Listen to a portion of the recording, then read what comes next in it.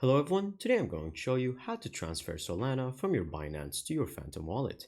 Make sure to pause the video until the end, not to miss any important details. Like and subscribe.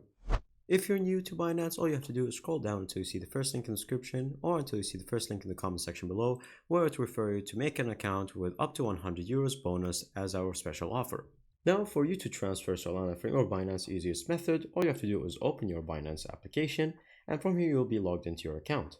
Simply go to your portfolio where you're going to find all your coins, and then you're going to search for Bitcoin. If you can't find it here, then go to the market, buy it first, and then transfer it.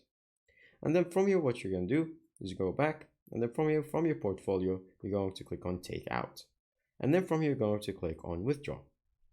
From here, you're going to select your currency. So if you want to select for Solana, you're going to search it from here, and it's going to be from one of the coins. And then from here, you're going to paste the address, network, and the withdraw amount.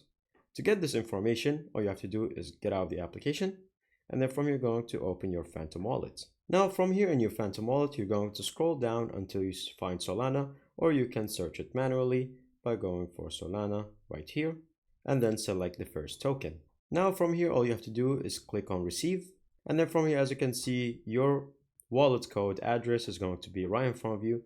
Click on Copy, and then go back to the Binance application, and then from here you're going to go to the address, long press, and then click on Paste.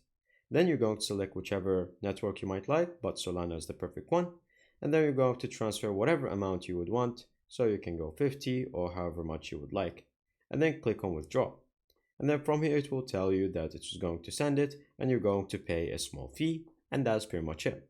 Thank you guys for watching. See you next time. Bye bye.